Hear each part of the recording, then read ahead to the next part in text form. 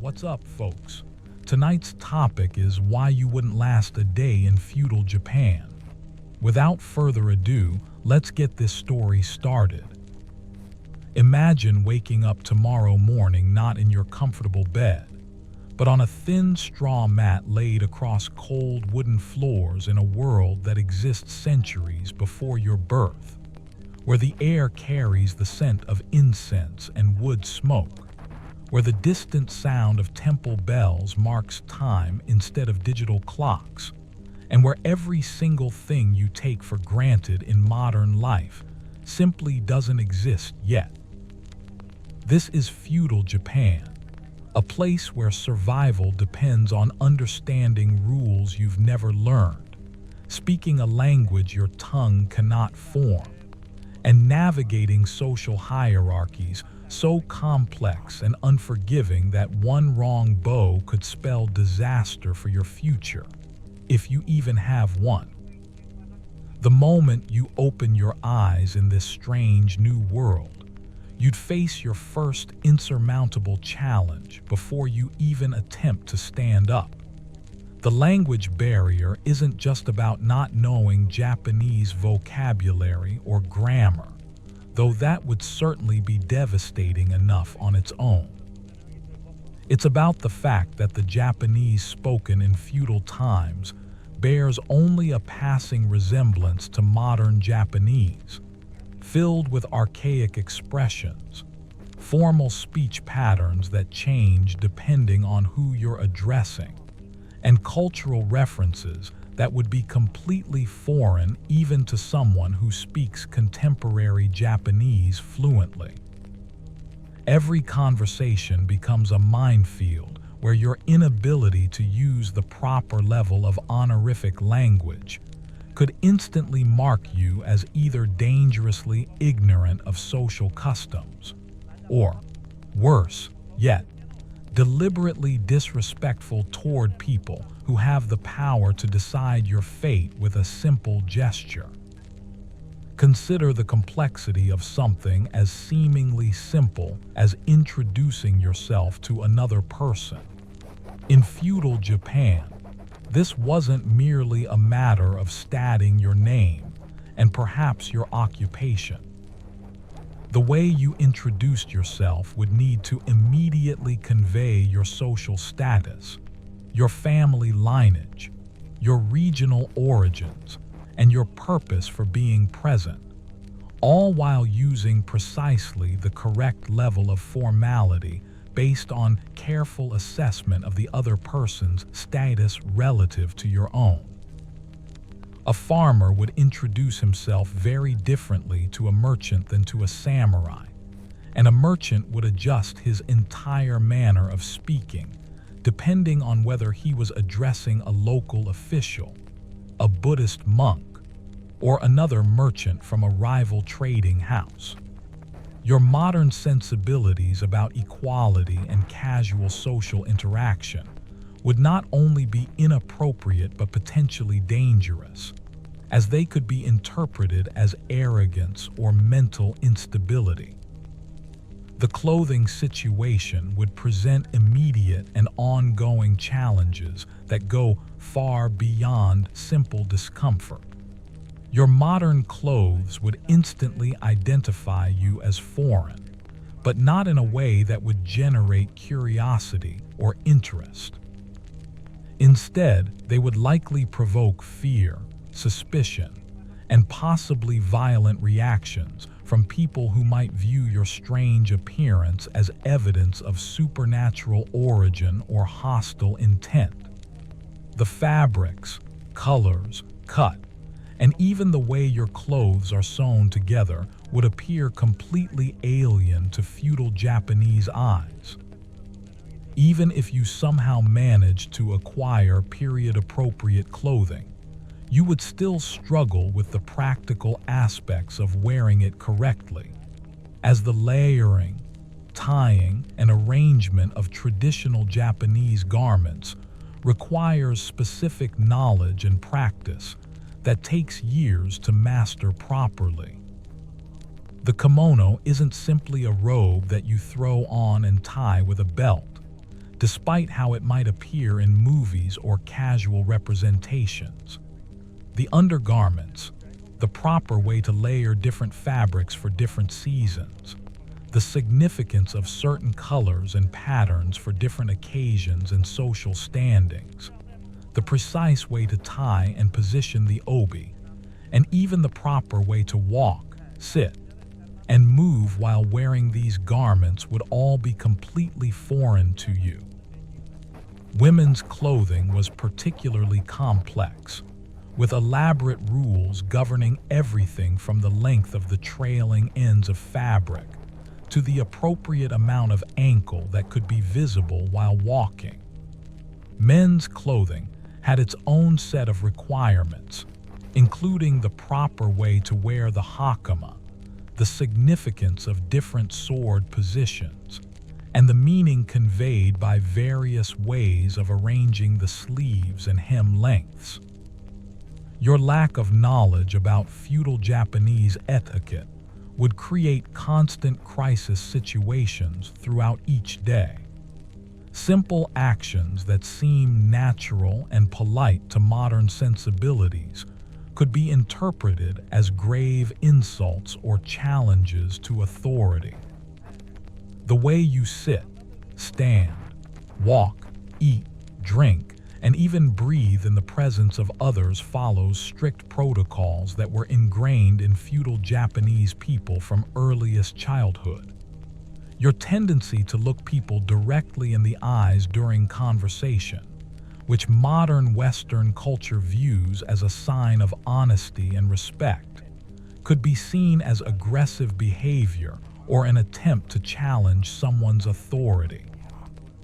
Your habit of standing with your hands on your hips, crossing your arms, or gesturing while speaking could be interpreted as warrior postures or signs of imminent violence.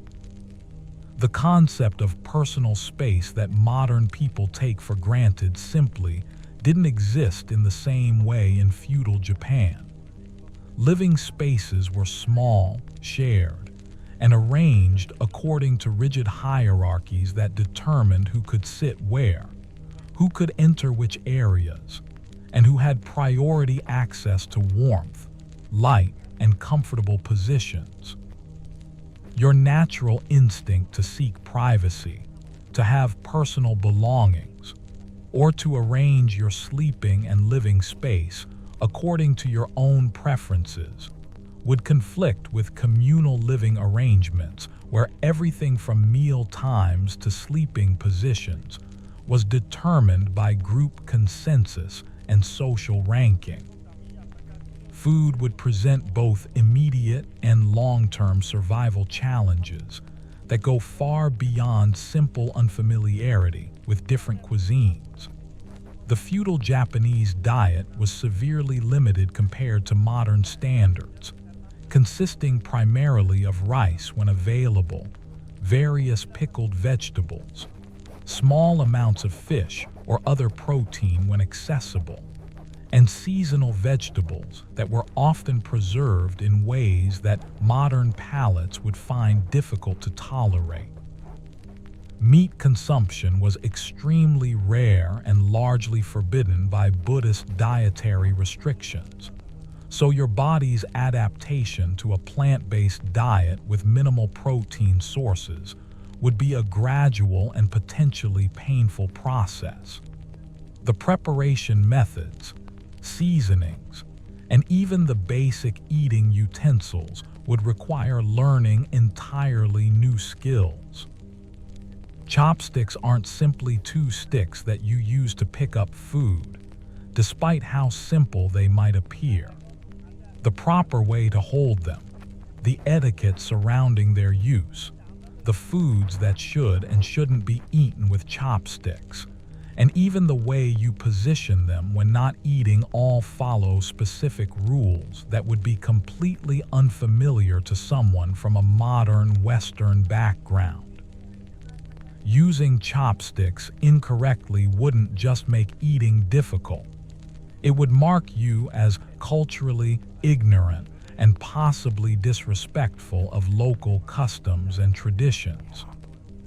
The preservation and preparation of food in feudal Japan required knowledge and skills that modern people have completely lost due to refrigeration, global food distribution, and processed food manufacturing. Vegetables were pickled using techniques that created specific flavors and textures designed to last through winter months when fresh produce wasn't available. Fish was dried, salted, or fermented using methods that produced strong flavors and odors that would be overwhelming to modern sensibilities. Rice preparation was an art form that required understanding different varieties, proper washing techniques, correct water ratios, and timing that could mean the difference between a satisfying meal and an edible mush.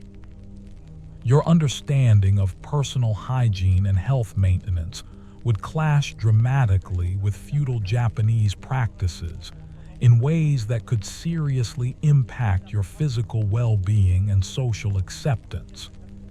Bathing habits, dental care, treatment of illness and injury, and basic cleanliness standards were all very different from modern practices. Public bathhouses were common, but followed strict social hierarchies and etiquette rules that determined when different groups of people could bathe, in what order, and with what level of privacy. Your modern expectations about hot water availability, soap quality, and bathing frequency would not align with what was actually available or socially acceptable. Medical care in feudal Japan combined traditional Chinese medicine principles with indigenous Japanese practices and Buddhist spiritual elements in ways that would seem completely foreign and potentially dangerous to someone accustomed to modern medical science. Illness was often attributed to spiritual causes, supernatural influences, or imbalances in natural elements, rather than bacterial or viral infections, genetic conditions, or environmental factors. Treatment methods included herbal remedies, acupuncture, dietary modifications, meditation practices, and ritual purification ceremonies that might help in some cases, but could be completely ineffective or even harmful for serious medical conditions.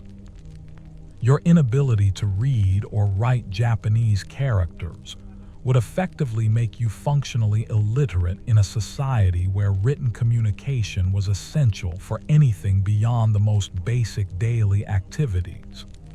The Japanese writing system combines 3 different scripts: hiragana, katakana, and kanji, each with its own rules, applications, and levels of complexity that would take years of dedicated study to master even partially. Even basic literacy in feudal Japan required memorizing hundreds of individual characters and understanding how they combine to form words, expressions, and complete sentences that convey meaning far beyond what the individual characters might suggest when viewed separately. Legal and political systems in feudal Japan operated according to principles that would be completely alien to someone from a modern democratic society. Justice was administered by local authorities who had nearly absolute power over their territories and the people living within them. Legal proceedings didn't include concepts like presumption of innocence, right to legal representation, or appeal processes that modern people expect as basic protections. Punishments for even minor offenses could be severe and permanent, including physical mutilation, exile, or death, administered swiftly and without extensive investigation or deliberation. The social hierarchy system wasn't just a matter of economic inequality or class differences, as challenging as those concepts might be for modern people to navigate. Feudal Japanese society was organized around rigid categories that determined every aspect of a person's life, from the colors they were allowed to wear to the types of work they could perform, the people they could marry, the areas where they could live, and even the foods they were permitted to eat. These categories weren't based on personal achievement, individual merit, or economic success, but on family lineage, birthplace, and hereditary status that couldn't be changed regardless of personal qualities or accomplishments. Your modern understanding of individual rights, personal freedom, and self-determination would not only be irrelevant in feudal Japan, but could actually endanger your survival if expressed openly.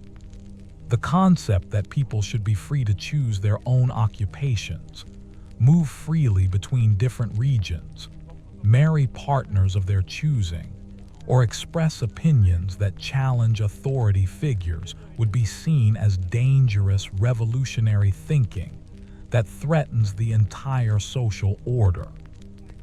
Even thinking such thoughts, much less expressing them, could result in severe punishment for yourself and potentially for anyone associated with you. The economic system operated on principles that would be completely unfamiliar to someone accustomed to modern capitalism, wage labor, or market-based exchanges. Most economic activity was based on rice production and agricultural output, with complex systems of taxation, tribute, and service obligations that tied people to specific locations and occupations for their entire lives. Money in the form of coins existed, but played a much smaller role in daily life than modern people would expect, with most transactions involving direct exchanges of goods, services, or agricultural products according to traditional agreements and seasonal patterns. Your lack of practical skills for pre-industrial life would become apparent immediately and would worsen as time passed. Modern people are accustomed to obtaining food from stores, water from taps, light from electrical switches, and heat from central heating systems. But in feudal Japan, every one of these necessities required specific knowledge, tools, and physical labor that would be completely foreign to contemporary experience. Growing vegetables, preparing soil, selecting seeds, timing plantings according to seasonal patterns, protecting crops from pests and weather, and harvesting food at proper times were skills that required years of practice and intimate knowledge of local climate patterns and soil conditions. Preparing food without modern appliances, preservatives, or reliable fuel sources required understanding how to build and maintain fires, how to regulate cooking temperatures, how to preserve perishable items without refrigeration, and how to prepare meals that would provide adequate nutrition using only locally available ingredients. Water procurement wasn't simply a matter of turning on a tap, but required knowing where to find clean sources, how to transport and store water safely, and how to recognize signs of contamination that could cause serious illness or death. Creating and maintaining shelter required carpentry skills, knowledge of local building materials, understanding of weather patterns and structural requirements, and the ability to perform physical labor that modern people rarely experience. Tools were handmade, expensive, and required constant maintenance and sharpening to remain functional. Building techniques relied on traditional joinery methods that used minimal metal hardware and required precise measurements and fits that could only be achieved through years of practice and apprenticeship. The religious and spiritual landscape of feudal Japan would present challenges that go far beyond simple unfamiliarity with different belief systems. Buddhism and Shintoism weren't just personal religious choices, but were integrated into every aspect of daily life, social organization, and political structure in ways that would be impossible to ignore or avoid. Festivals, ceremonies, dietary restrictions, behavioral expectations, and even work schedules all revolved around religious observances that required active participation rather than passive tolerance. Your inability to participate meaningfully in religious practices wouldn't just mark you as an outsider. It could be interpreted as dangerous impiety that threatens community well-being and spiritual harmony. Buddhist meditation practices, Shinto purification rituals, ancestral veneration ceremonies, and seasonal festivals all required specific knowledge, proper behavior, and genuine spiritual engagement that couldn't be faked or approximated without extensive training and sincere commitment.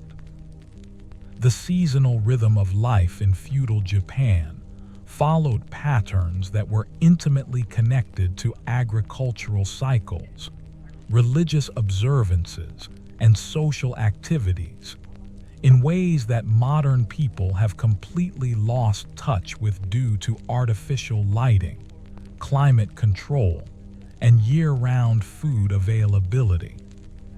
Spring planting, summer cultivation, autumn harvest, and winter preservation activities determined the entire community's schedule and priorities, with little flexibility for individual preferences or alternative approaches to organizing time and energy. Your modern sleep patterns, work expectations, and leisure activities would be completely misaligned with feudal Japanese daily routines that were governed by sunrise and sunset, seasonal weather patterns, and community obligations rather than personal choice or convenience. The concept of weekend recreation, vacation time, or personal hobbies didn't exist in the same form, as most activities served practical purposes related to survival, community maintenance, or spiritual development. Entertainment and cultural activities in feudal Japan required participation in shared traditions that had been passed down through generations and required specific skills and knowledge to appreciate or contribute meaningfully. Poetry composition, musical performance, dance, storytelling, and visual arts all followed established forms and conventions that would be completely unfamiliar to modern sensibilities. Your attempts to share contemporary entertainment concepts or create modern forms of art would likely be met with confusion, suspicion, or hostility, rather than interest or appreciation.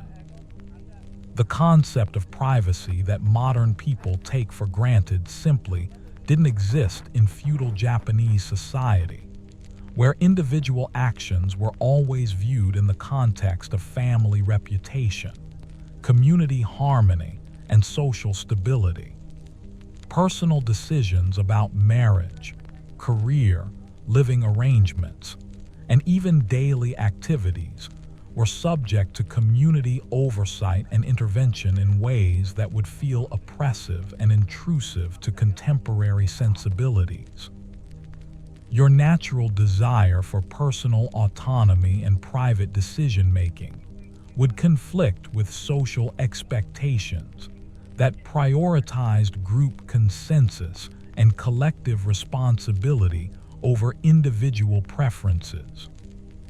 Transportation and communication systems in feudal Japan operated at speeds and with limitations that would seem impossibly slow and unreliable to modern people.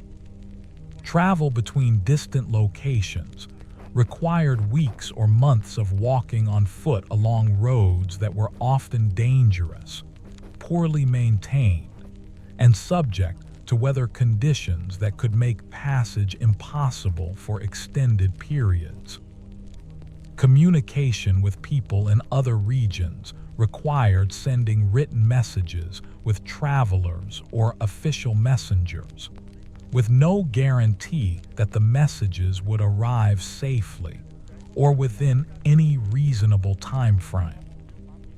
Your expectations about personal mobility, instant communication, and access to information from around the world would be completely frustrated by the reality of feudal Japanese life, where most people lived their entire lives within a few miles of their birthplace and received news about distant events only after significant delays and through multiple layers of interpretation and commentary that might alter the original information beyond recognition.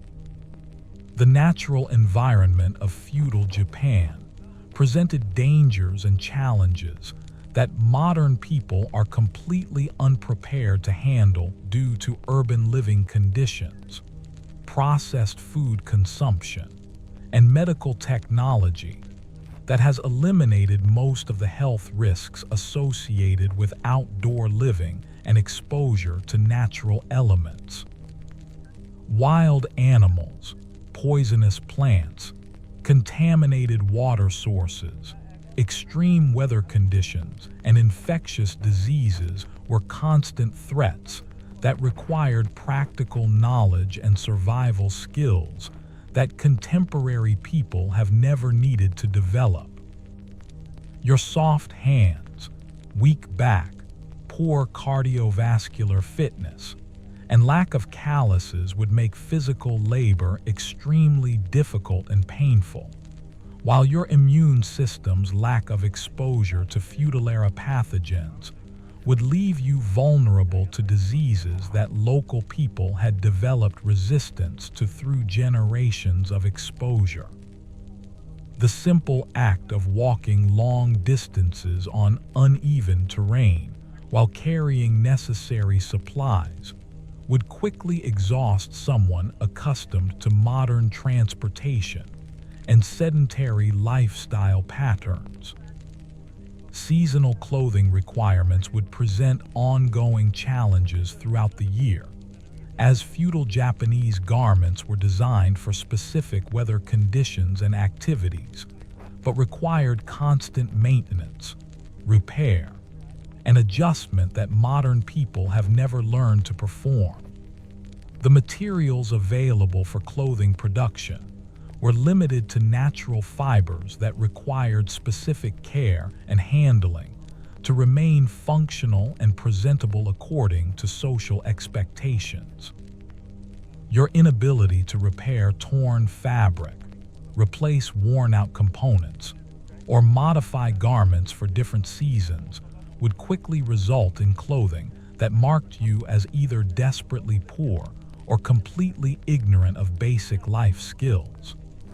The appearance of your clothing communicated important information about your social status, economic situation, and personal character in ways that could affect every social interaction and opportunity for improving your circumstances.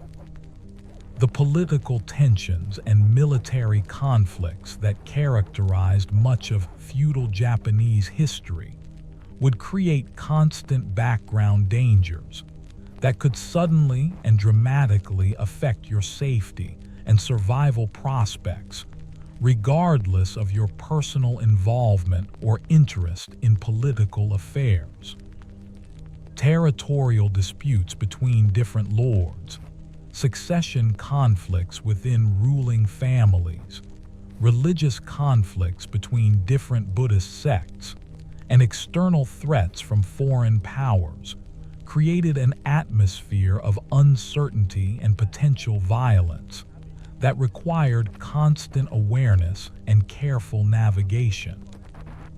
Your complete lack of military training, weapons experience, or understanding of martial customs would leave you completely defenseless in situations where physical conflict was a real possibility. The samurai class maintained their privileged position partly through their monopoly on weapons and martial skills, but they also expected civilians to understand and respect military protocols and hierarchies that would be completely foreign to modern democratic sensibilities. The seasonal festivals and cultural celebrations that punctuated feudal Japanese life required active participation and specific knowledge that couldn't be acquired quickly or easily. These events weren't simply entertainment, but served important social functions related to community bonding, religious observance, economic exchange, and political demonstration that affected relationships and opportunities for months afterward. Your inability to participate meaningfully in festival activities, contribute appropriate offerings or performances, or understand the cultural significance of different ceremonial elements would mark you as an outsider who couldn't be fully trusted or integrated into the community structure. This social isolation would affect your access to economic opportunities, marriage prospects, housing options, and protective relationships that were essential for long-term survival and success. The apprenticeship systems that governed skill development and professional advancement in feudal Japan required years of dedicated service under master craftsmen who expected complete obedience, unlimited availability, and gradual progression through established ranks and responsibilities. Your modern expectations about fair wages, reasonable working hours, respectful treatment, and rapid advancement based on merit would conflict with traditional apprenticeship relationships that prioritized loyalty, patience, and conformity to established methods over innovation or individual achievement.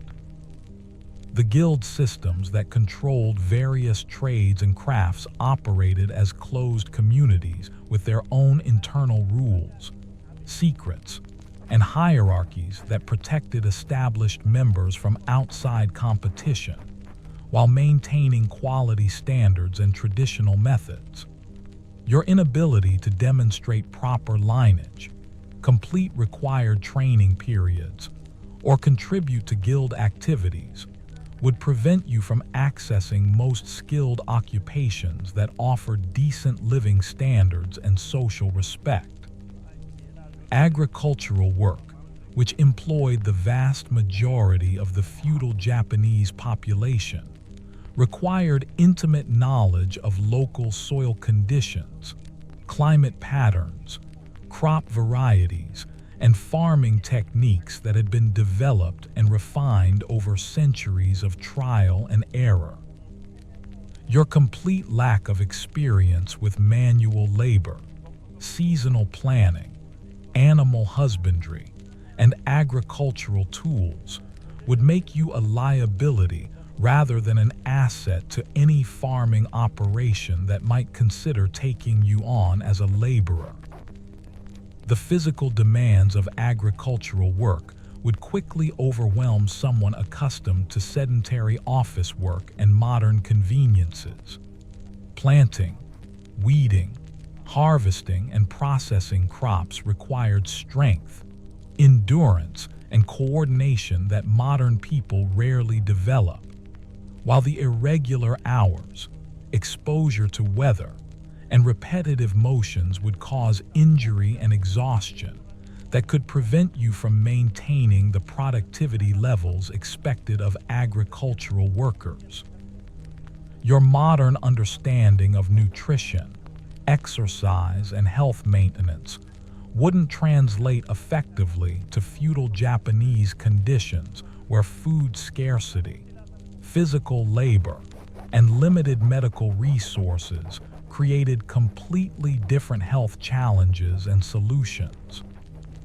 The dietary supplements, processed foods, and medical interventions that modern people rely on to maintain health simply didn't exist, while the natural remedies and traditional health practices that were available required specific knowledge and preparation skills that would take years to master properly.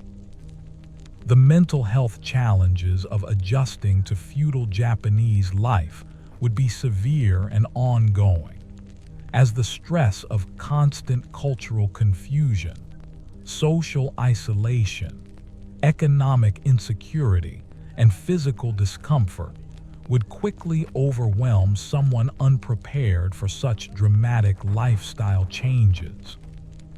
The meditation practices, spiritual traditions, and community support systems that helped feudal Japanese people cope with hardship and uncertainty would be inaccessible to someone who couldn't participate meaningfully in religious and cultural activities.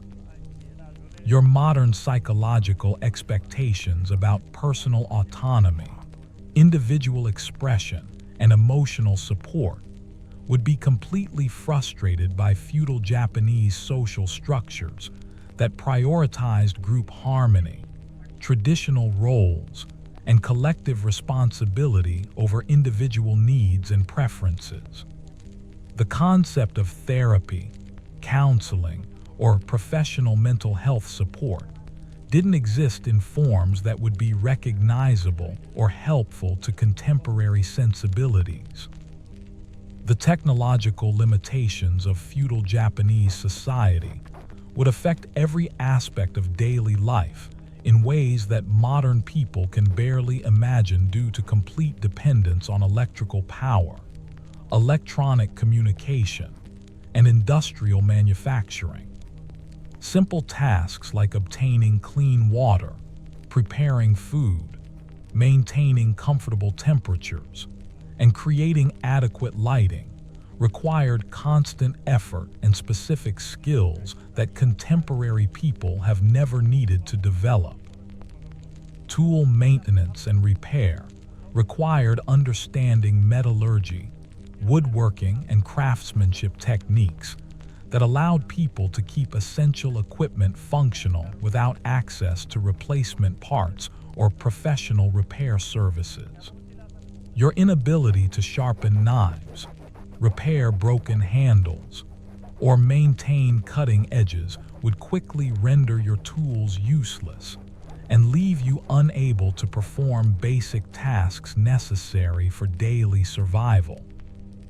The manufacturing processes for essential items like clothing, containers, furniture, and household implements required access to raw materials, specialized tools, and technical knowledge that was closely guarded by craft guilds and passed down through family traditions. Your inability to create or obtain these necessary items through proper channels would leave you dependent on charity or informal arrangements that could be withdrawn at any time.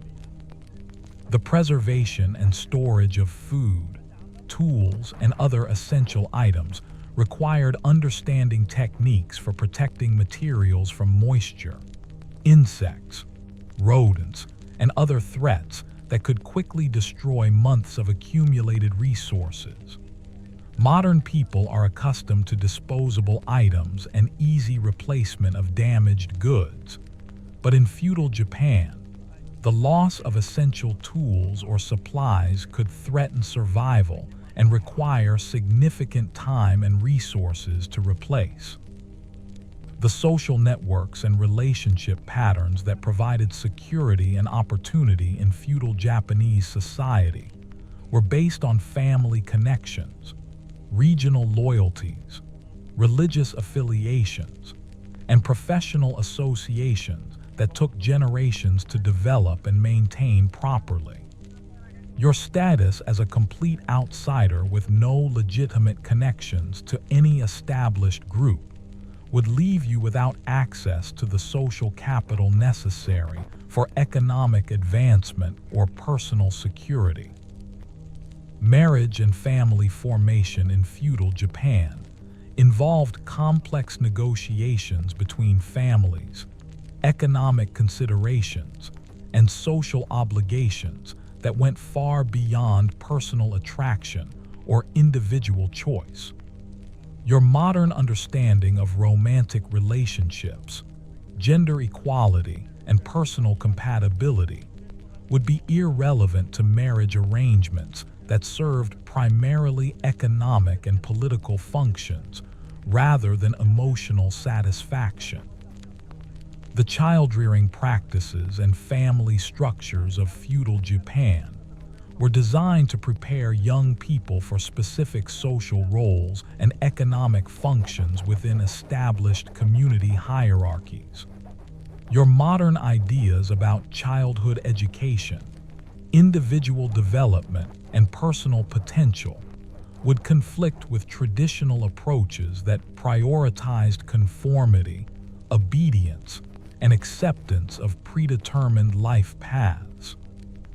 The legal system's approach to property ownership, contract enforcement, and dispute resolution operated according to principles that were completely different from modern legal concepts like individual rights, due process, and equal treatment under law.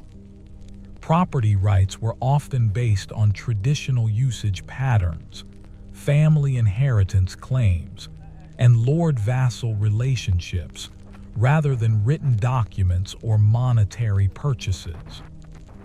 Your inability to navigate legal proceedings, understand your rights and obligations, or obtain proper representation would leave you vulnerable to exploitation and unable to protect whatever resources or opportunities you might manage to acquire. The informal networks of influence and obligation that determined how laws were actually applied required social connections and cultural knowledge that would be completely inaccessible to an outsider. The seasonal rhythms that governed everything from work schedules to social activities were intimately connected to astronomical observations, agricultural requirements, and religious calendars that modern people have lost touch with due to artificial lighting and climate control. Your inability to recognize seasonal signals, understand their significance, or adjust your behavior accordingly would constantly put you at odds with community expectations and natural environmental patterns. The weather prediction and environmental management techniques used by feudal Japanese communities were based on careful observation of natural signs and traditional knowledge that had been tested and refined over centuries of practical experience. Your lack of this knowledge would leave you unprepared for seasonal changes, natural disasters, and environmental challenges that could seriously threaten your survival and well-being. The artistic and cultural traditions that provided meaning and beauty in feudal Japanese life required years of training and practice to appreciate or participate in meaningfully. Poetry, music, dance, visual arts, and craftsmanship all followed established conventions and aesthetic principles that would be completely foreign to contemporary artistic sensibilities and cultural expectations.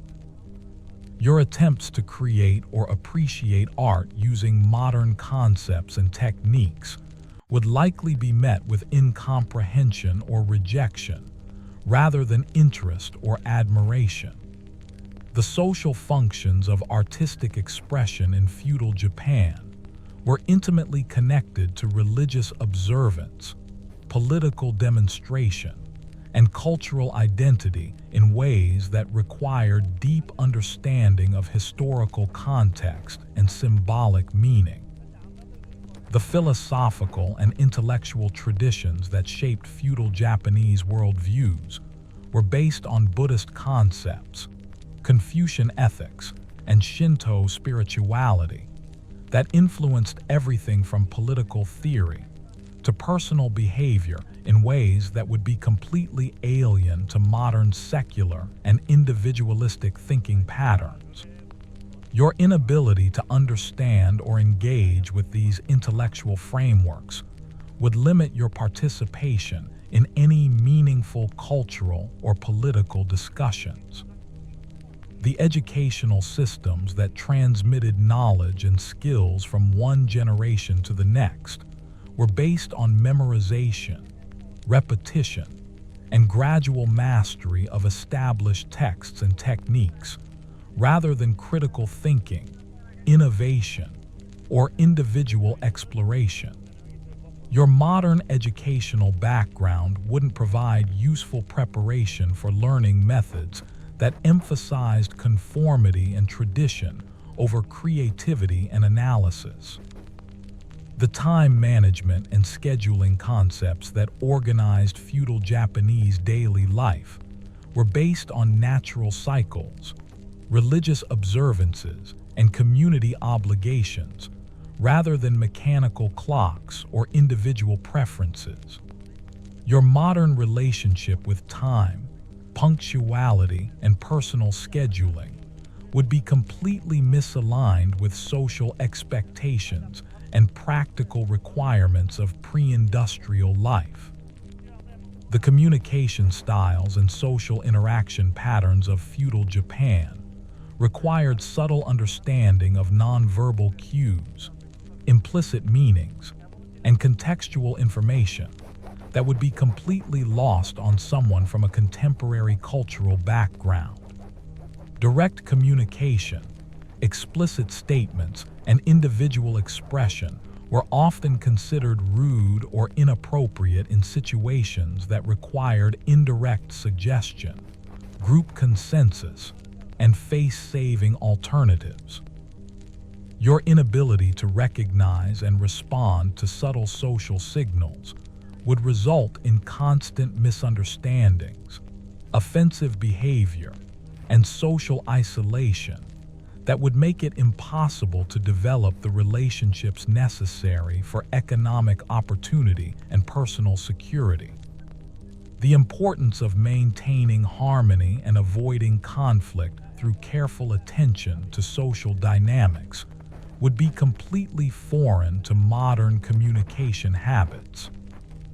The economic planning and resource management strategies that allowed feudal Japanese communities to survive and prosper required long-term thinking, collective decision-making, and careful conservation of limited resources in ways that modern consumer culture has made completely obsolete. Your expectations about immediate gratification, disposable goods, and unlimited consumption would be impossible to satisfy and dangerous to express in a society organized around scarcity and sustainability. The military service obligations and defense responsibilities that were part of feudal Japanese life required physical fitness, weapons training, and tactical knowledge that modern people completely lack due to professional military organizations and peaceful civilian existence. Your inability to contribute to community defense efforts would mark you as a burden rather than an asset during times of conflict or external threat. The travel restrictions and movement controls that limited mobility in feudal Japan were designed to maintain social order and prevent disruption of established economic and political relationships. Your modern expectations about freedom of movement and the right to relocate would conflict with regulations that required official permission and legitimate reasons for traveling beyond your immediate area. The information networks and news distribution systems of feudal Japan operated through informal channels that required social connections and cultural knowledge to access effectively. Your isolation from these communication networks would leave you uninformed about important developments that could affect your safety, opportunities, and decision-making in crucial situations. The seasonal food preservation and storage techniques that enabled survival through winter months required specific knowledge about timing, processing methods, and storage conditions that modern refrigeration and global food distribution have made unnecessary. Your inability to preserve food properly would leave you vulnerable to malnutrition and starvation during periods when fresh food wasn't available. The fuel procurement and energy management strategies used for heating, cooking, and lighting required understanding of local resources, conservation techniques, and efficient utilization methods that modern people have never needed to learn.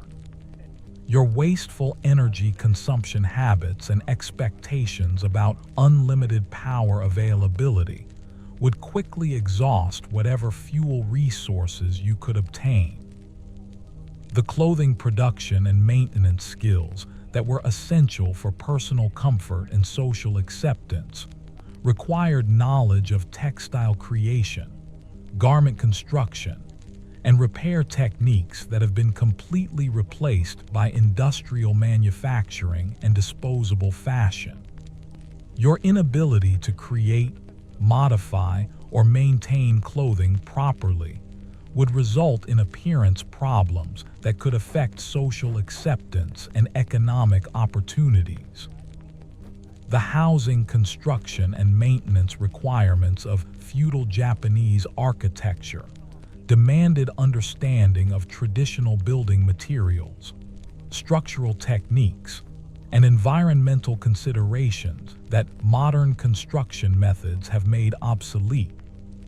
Your lack of carpentry skills and knowledge of traditional building practices would make it impossible to create or maintain adequate shelter without extensive assistance from others. The water procurement and sanitation systems of feudal Japanese communities required careful attention to source quality, distribution methods, and waste management that modern plumbing and municipal services have made automatic. Your ignorance of proper water handling and sanitation practices could result in serious illness and community health problems that would make you unwelcome in any residential area. The animal husbandry and livestock management practices that supported feudal Japanese agriculture required knowledge of animal behavior, breeding techniques, feed requirements, and disease prevention that modern people have completely lost due to industrial food production. Your inability to care for animals properly would prevent you from accessing the protein sources and agricultural assistance that livestock provided. The tool creation and maintenance skills that were essential for any productive work required understanding of metallurgy, woodworking, and craftsmanship techniques that allowed people to create and repair the implements necessary for daily survival. Your dependence on manufactured tools and inability to create or maintain equipment would quickly leave you helpless when tools broke or became dull. The navigation and orientation skills that were necessary for travel and outdoor activities were based on natural landmarks, astronomical observations, and traditional knowledge that modern GPS and mapping technology have made unnecessary. Your inability to find your way without electronic assistance would make travel dangerous and limit your mobility to familiar areas. The weather prediction and environmental awareness that guided agricultural and daily activities were based on careful observation of natural signs and traditional wisdom that modern meteorology has replaced. Your lack of ability to recognize weather patterns and seasonal changes would leave you unprepared for environmental challenges that could affect your safety and productivity. The social conflict resolution and dispute management techniques used in feudal Japanese communities were based on traditional mediation methods, family intervention, and community consensus, rather than formal legal proceedings. Your modern expectations about individual rights and legal protection would be irrelevant in situations that require diplomatic skills and cultural understanding to resolve successfully. The religious observance and spiritual practice requirements that were integrated into every aspect of feudal Japanese life demanded sincere participation and genuine understanding that couldn't be faked or approximated without extensive training. Your secular background and unfamiliarity with Buddhist and Shinto traditions would prevent meaningful participation in activities that were essential for social acceptance and community membership. The artistic expression and cultural contribution expectations that were part of educated social life required years of training in traditional forms and aesthetic principles that modern artistic education doesn't address. Your inability to compose poetry, perform music, create visual art, or engage in cultural discussion according to established conventions would mark you as uncultured and unsuitable for refined social interaction. The philosophical understanding and intellectual engagement that were expected in educated conversation required familiarity with classical texts, traditional concepts, and cultural references that modern education systems don't include. Your inability to participate in discussions about Buddhist philosophy, Confucian ethics, or classical literature would limit your social interactions to purely practical matters. The seasonal festival participation and community celebration requirements involved specific knowledge of traditional customs, appropriate behavior, and cultural significance that required years of observation and practice to master properly. Your inability to contribute meaningfully to festival activities would exclude you from important social bonding opportunities and mark you as an outsider who couldn't be fully integrated into community life. The economic exchange and market participation systems operated according to traditional relationships, seasonal patterns, and social obligations that were completely different from modern monetary transactions and commercial practices. Your unfamiliarity with traditional trading customs, seasonal pricing patterns, and social aspects of economic exchange would make it difficult to obtain goods and services necessary for daily survival. The family obligation and kinship responsibility systems that provided social security and mutual support were based on complex networks of reciprocal duty that extended across generations and geographic boundaries.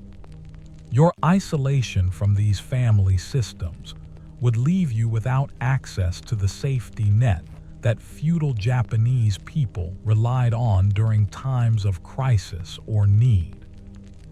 The professional advancement and career development opportunities that were available in feudal Japan required long-term commitment to traditional apprenticeship systems, guild membership, and gradual progression through established hierarchies. Your modern expectations about rapid advancement, merit-based promotion, and individual achievement would be completely incompatible with systems that prioritized loyalty, tradition, and collective harmony over personal ambition. The educational system and knowledge transmission methods used in feudal Japan were based on memorization of classical texts, imitation of master teachers, and gradual absorption of traditional wisdom, rather than critical analysis, independent research, or innovative thinking. Your modern educational background wouldn't prepare you for learning methods that emphasized conformity and tradition over creativity and individual expression. The medical care and health maintenance practices available in feudal Japan combined traditional Chinese medicine, indigenous Japanese remedies, and Buddhist spiritual healing in ways that would seem completely foreign and potentially dangerous to someone accustomed to modern medical science. Your inability to understand or trust traditional healing methods would leave you without effective treatment for injuries and illnesses that were common in pre-industrial life. The agricultural calendar and farming rhythm that determined community schedules and individual responsibilities required intimate knowledge of seasonal patterns, crop requirements, and weather conditions that modern people have lost touch with due to urban living and industrial food production. Your inability to contribute meaningfully to agricultural activities would limit your economic opportunities and social integration in communities where farming was the primary occupation. The military service and defense obligations that were part of feudal Japanese civic duty required physical fitness, weapons training, and tactical knowledge that modern peaceful existence has made unnecessary. Your inability to fulfill military responsibilities would mark you as unreliable and potentially dangerous to community security during times of conflict or external threat. The craft production and manufacturing skills that were essential for creating necessary goods required years of apprenticeship training and access to traditional tools and materials that modern industrial production has replaced. Your inability to create essential items like tools, containers, textiles, or household implements would leave you completely dependent on others for basic necessities. The transportation and communication systems that connected feudal Japanese communities operated at speeds and with limitations that would seem impossibly slow and unreliable to modern people, accustomed to instant communication and rapid travel. Your expectations about mobility and information access would be completely frustrated by the reality of pre-industrial transportation and communication limitations. The legal system and justice administration that governed feudal Japanese society operated according to principles that were completely different from modern concepts of individual rights, due process, and equal treatment under law. Your inability to understand or navigate traditional legal procedures would leave you vulnerable to exploitation and unable to protect whatever rights and resources you might manage to acquire in this strange new world where survival depends on skills you never learned and knowledge you never imagined you would need to know. The concept of time itself would become your enemy in ways that modern people cannot truly comprehend until they experience life without clocks, schedules, or artificial lighting to regulate daily rhythms. In feudal Japan, time moved according to natural cycles that were measured by the position of the sun, the phases of the moon, and the changing seasons rather than mechanical devices that divide hours into precise, equal segments.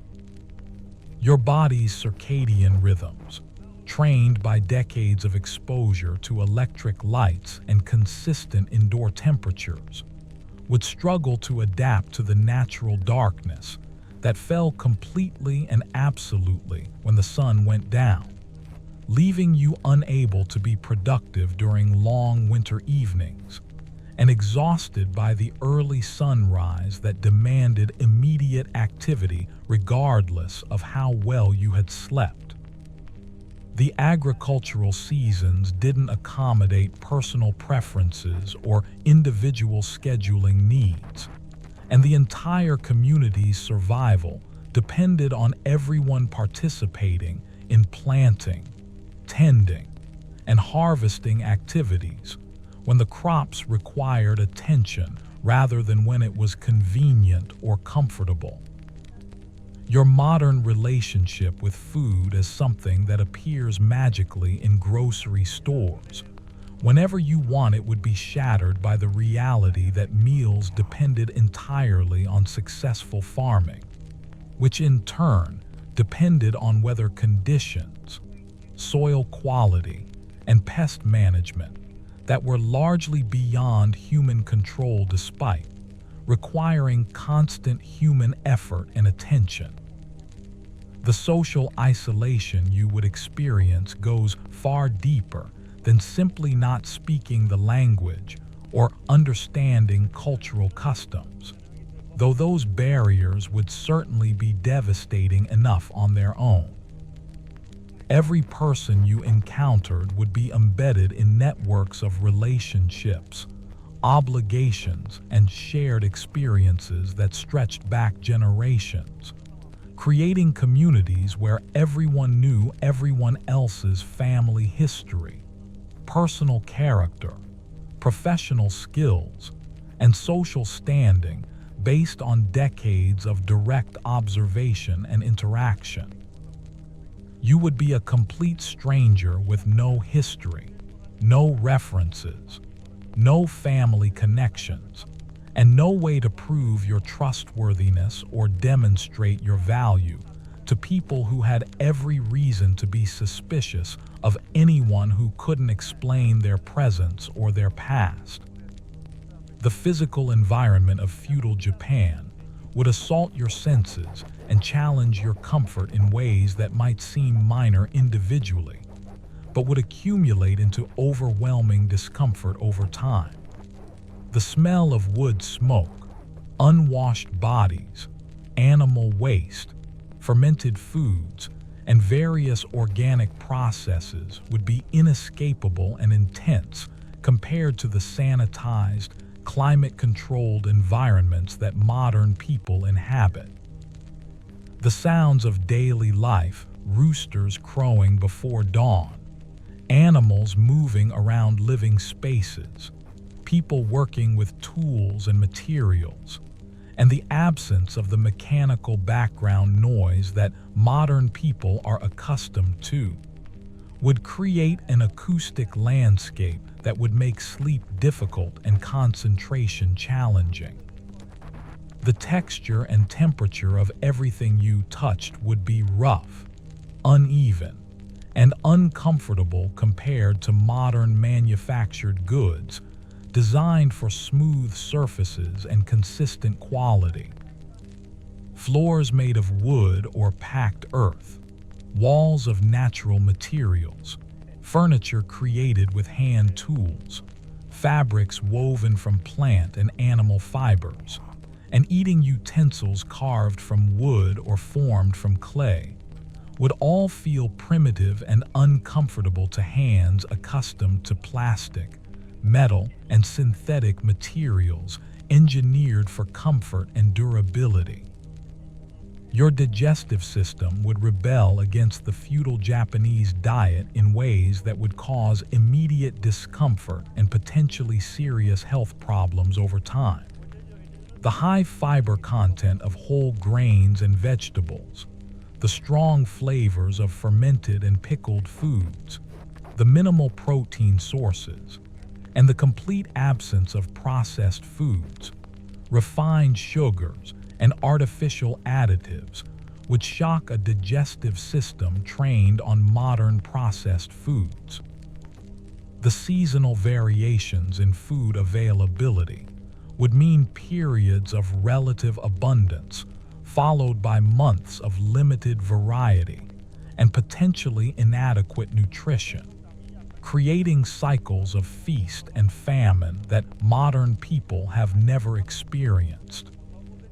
The water you would drink would come from wells, rivers, and springs that might contain bacteria, parasites, and mineral content that could cause illness in someone whose immune system had been protected by modern water treatment systems. The beer, sake, and tea that were safer alternatives to plain water would have alcohol content and flavors that might be difficult to tolerate, while the lack of refrigeration would mean that all beverages would be consumed at ambient temperature regardless of weather conditions or personal preference. The bedding available for sleep would consist of thin mats, rough fabrics, and minimal cushioning that would provide little comfort or warmth compared to modern mattresses, pillows, and climate-controlled bedrooms. The shared sleeping arrangements common in feudal Japanese households would eliminate privacy and personal space while exposing you to the sounds, movements, and bodily functions of other people throughout the night. The lack of adequate heating would make winter nights brutally cold, while summer humidity without air conditioning would make sleep difficult and rest inadequate for the physical demands of daily life. The clothing available would be made from natural fibers that would be scratchy against skin, accustomed to soft synthetic fabrics, while the layering required for warmth would be heavy, bulky, and restrictive compared to modern lightweight materials and efficient designs. The colors available from natural dyes would be muted and limited compared to the bright, consistent colors that modern chemistry produces, while the patterns and styles would follow traditional conventions that might seem drab or unflattering to contemporary aesthetic sensibilities. Your feet, softened by modern shoes and smooth walking surfaces, would suffer tremendously from the wooden sandals, rough paths, and long distances that were unavoidable in feudal Japanese daily life. Blisters, cuts, and general foot pain would become constant companions as your soft feet attempted to adapt to surfaces and footwear that required calluses and strength that take months or years to develop properly. The lack of modern podiatric care would mean that foot injuries and problems would persist and potentially worsen over time, rather than being quickly treated and resolved. The manual labor that was unavoidable for survival would quickly reveal how weak and unfit your modern body had become despite any recreational exercise or fitness routines you might have followed in contemporary life. Lifting heavy objects, carrying loads over long distances, digging, chopping, and other physical tasks would strain muscles, joints, and cardiovascular systems that had never been tested by real work requirements. The repetitive motions required for agricultural work, craft production, and household maintenance would cause overuse injuries and chronic pain that would worsen over time without modern pain management or physical therapy options. Your hands, soft from modern life and protected by gloves when necessary, would quickly become raw, blistered, and painful from handling rough tools, coarse materials, and abrasive surfaces without adequate protection. The calluses required for comfortable tool use would take weeks to develop while causing significant discomfort, and the lack of modern hand care products would mean that cuts, scrapes, and other injuries would heal slowly and potentially become infected. The constant exposure to weather without adequate protection would be particularly challenging for someone accustomed to moving between climate-controlled environments with minimal time spent outdoors.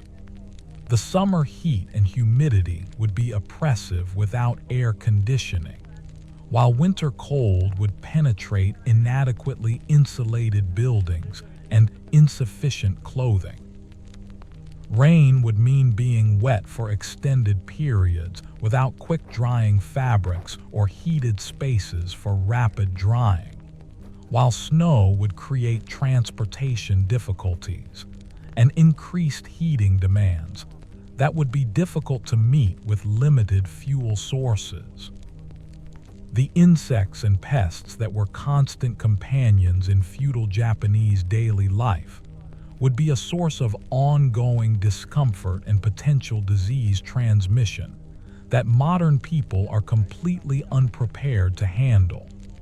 Mosquitoes, flies, fleas, lice, and other parasites would be inescapable and persistent without modern screens, insect repellents, or pest control methods. The itching, bites, and general annoyance would be constant distractions that would interfere with sleep, work, and general comfort in ways that modern people can barely imagine. The livestock and working animals that were essential parts of feudal Japanese life would present challenges that go far beyond simple unfamiliarity with animal behavior. Horses, oxen, chickens, and other animals would require daily care, feeding, and attention that demanded specific knowledge and skills for maintaining their health and productivity. The smells, sounds, and mess created by animals living in close proximity to human habitation would be overwhelming to modern sensibilities accustomed to pets that are bathed regularly and kept in controlled environments. The seasonal migrations and behavior changes of wild animals would affect safety and resource availability in ways that required constant awareness and adaptation. Bears, wild boar, wolves, and other potentially dangerous animals would be real threats rather than distant possibilities, while smaller animals and birds would compete for stored food supplies and crop production. The knowledge required to coexist safely with wildlife, while protecting resources and avoiding dangerous encounters, would be completely foreign to modern urban and suburban experience. The plant life and vegetation of feudal Japan would include numerous species that could cause illness, allergic reactions, or poisoning if handled or consumed incorrectly, while the edible and useful plants would be difficult to identify and process without traditional knowledge passed down through generations. The seasonal availability of wild foods, medicinal plants, and useful materials would require intimate familiarity with local ecosystems that modern people have lost through dependence on cultivated and imported resources. The weather patterns and natural phenomena that affected feudal Japanese life would be far more dangerous and disruptive than modern people experience due to advanced warning systems, protective structures, and emergency response capabilities. Typhoons, earthquakes, floods, droughts, and other natural disasters would arrive with little warning and cause devastating damage that could take months or years to repair using only traditional tools and materials. The fire hazards present in feudal Japanese communities were constant and serious threats that required ongoing vigilance and preparation that modern people are completely unprepared for due to electric lighting, heating systems, and professional fire departments. Open flames for lighting, heating, and cooking created opportunities for accidental fires that could spread rapidly through wooden buildings with paper screens and thatched roofs. The bucket brigades and primitive firefighting methods available would be inadequate for controlling serious fires, making prevention the only realistic approach to fire safety. The construction methods and building materials used in feudal Japan created structures that were vulnerable to weather damage, pest infiltration, and general deterioration that required constant maintenance and periodic rebuilding, using skills and resources that modern people don't possess. The wooden framework, paper screens, and natural roofing materials would need regular replacement and repair to remain functional and weatherproof, while the earthen floors and natural foundations would shift and settle in ways that would require ongoing adjustment and reinforcement. The furniture and household items available in feudal Japan would be minimal, uncomfortable, and difficult to maintain compared to modern furnishings designed for comfort and durability. Low tables, floor seating, sleeping mats, and storage containers would all require different body postures and usage patterns that would be uncomfortable and potentially painful for someone accustomed to chairs, beds, and ergonomically designed equipment. The lack of adequate lighting would make reading, fine work, and evening activities difficult or impossible during long winter nights. The entertainment and leisure activities available in feudal Japan would require skills, knowledge, and cultural understanding that would take years to develop sufficiently for meaningful participation. Poetry composition, musical performance, calligraphy, and other refined pursuits would be inaccessible to someone without proper training, while the folk festivals, storytelling traditions, and seasonal celebrations would require cultural knowledge and social connections that would be difficult for an outsider to acquire. The educational opportunities that existed in feudal Japan were limited to specific social classes and focused on traditional subjects that would be largely irrelevant to modern knowledge and skills. The emphasis on memorization of classical texts, mastery of calligraphy, and understanding of traditional literature would provide little practical value for someone trying to survive in an agricultural society, while the apprenticeship systems for practical skills would require years of unpaid service under masters who might be unwilling to train someone without proper social connections or family background. The medical knowledge and healing practices available in feudal Japan would be insufficient for treating many conditions that modern medicine handles routinely, while some traditional treatments might actually be harmful or dangerous when applied incorrectly. The emphasis on spiritual causes for illness and the integration of religious rituals with medical treatment would be confusing and potentially counterproductive for someone accustomed to scientific medical approaches based on biological understanding of disease and injury. The dental care available in feudal Japan would be primitive and painful compared to modern dentistry, with tooth extraction being the primary treatment for serious dental problems and no effective methods for preventing decay or treating gum disease. The diet high in carbohydrates and the lack of modern oral hygiene tools would likely result in dental problems that would cause ongoing pain and potentially serious infections that could be life-threatening without modern antibiotic treatments. The bathing and personal hygiene practices of feudal Japan would be inadequate by modern standards and potentially uncomfortable for someone accustomed to daily showers, soap, and personal privacy.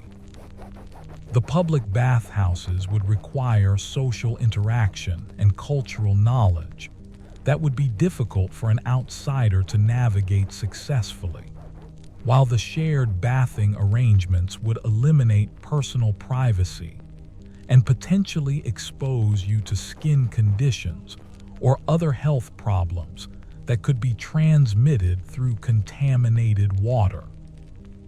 The sanitation systems available in feudal Japan would be primitive and potentially dangerous compared to modern sewage treatment and waste management systems.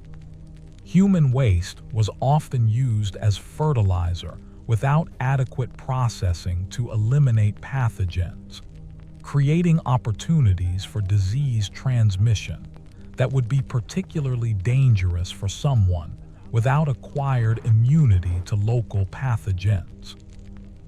The lack of adequate toilet facilities and privacy would make basic bodily functions uncomfortable and potentially embarrassing in social situations.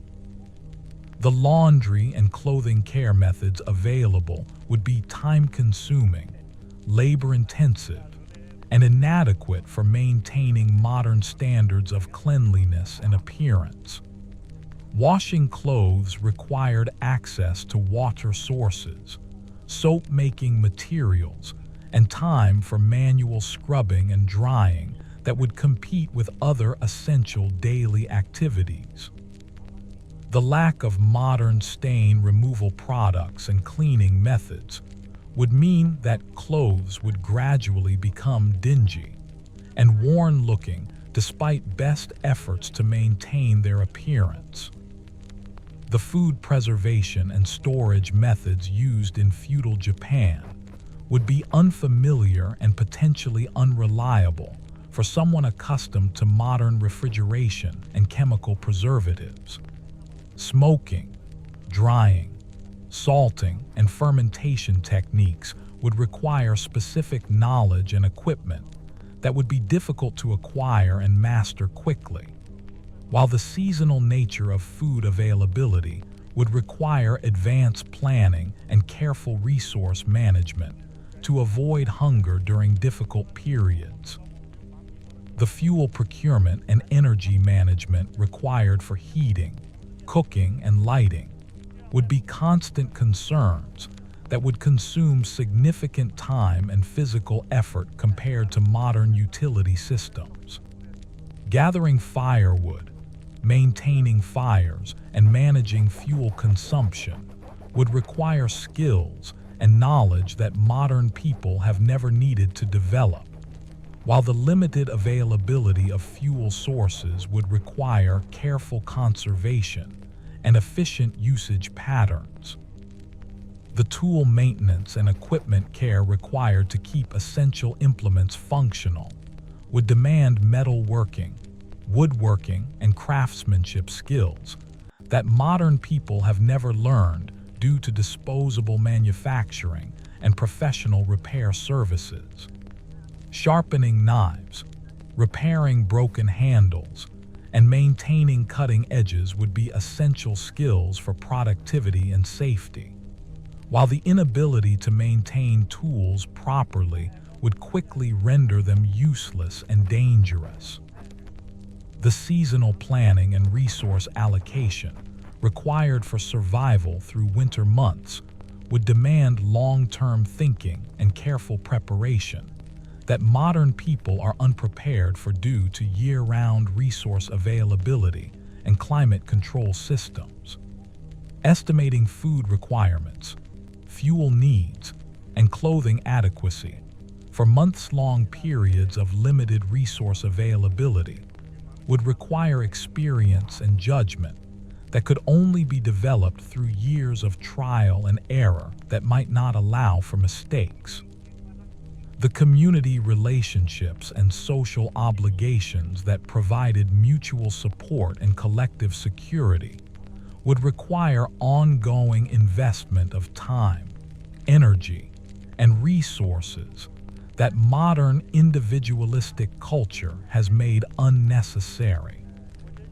Participating in community work projects, contributing to collective defense efforts, and maintaining reciprocal relationships with neighbors and family members would be essential for long-term survival, but would require social skills and cultural understanding that would be difficult for an outsider to acquire.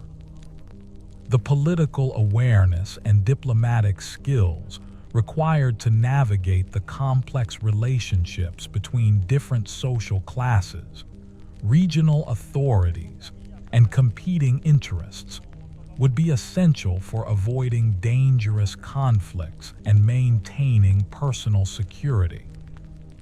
Understanding the constantly shifting alliances, territorial disputes, and power struggles that characterized feudal Japanese politics would require information sources and cultural knowledge that would be completely inaccessible to someone without established social connections. The religious observances and spiritual practices that were integrated into every aspect of feudal Japanese life would require genuine understanding and sincere participation that couldn't be faked or approximated without extensive study and cultural immersion. The Buddhist concepts of karma, reincarnation, and spiritual development would influence daily decisions and social interactions in ways that would be completely foreign to modern secular thinking patterns. The artistic traditions and cultural expressions that provided meaning and beauty in feudal Japanese life would require years of training and practice to appreciate or contribute meaningfully. The subtle aesthetic principles that governed poetry, visual arts, music, and craftsmanship would be inaccessible to someone without proper cultural background and traditional education in these refined pursuits. The military service and defense obligations that were part of feudal Japanese civic duty would require physical conditioning, weapons training, and tactical knowledge that modern people completely lack due to professional military organizations and peaceful civilian existence. The constant threat of conflict and the need for community defense would create ongoing stress and anxiety that modern people are unprepared to handle psychologically. The travel restrictions and movement controls that limited mobility in feudal Japan would be frustrating and confining for someone accustomed to modern freedom of movement and global transportation systems. The requirement for official permission to travel and the dangers associated with movement between territories would severely limit opportunities for escape from difficult situations or advancement through geographic mobility. The information scarcity and communication limitations that characterized feudal Japanese society would leave you isolated from news about distant events and unable to make informed decisions about changing political, economic, or social conditions that might affect your safety and opportunities. The months-long delays in receiving information and the uncertainty about its accuracy would create constant anxiety about unknown threats and missed opportunities. The technological limitations that affected every aspect of daily life would be particularly frustrating for someone accustomed to modern tools, equipment, and manufacturing capabilities. The inability to create precise measurements, maintain consistent quality, or produce complex items would limit productivity and comfort in ways that modern people can barely imagine after generations of industrial development and technological advancement that have made precision and consistency routine expectations rather than remarkable achievements. The psychological impact of complete cultural displacement would create mental health challenges that would be severe and persistent. With no access to modern therapeutic approaches or mental health support systems that contemporary people rely on for coping with stress, anxiety, and depression. The constant confusion about social expectations, the inability to communicate effectively, and the physical discomfort of unfamiliar living conditions would create a state of chronic stress that would weaken your immune system and make you more vulnerable to the physical illnesses that were common in feudal Japanese society. Your modern understanding of personal identity, individual achievement, and self-worth would be completely irrelevant in a society that measured value according to family lineage, social contributions, and conformity to traditional roles, rather than personal accomplishments or individual characteristics. The competitive individualism that modern people are trained to value would actually be counterproductive and potentially dangerous in communities that prioritized harmony, consensus, and collective well-being over personal advancement and recognition.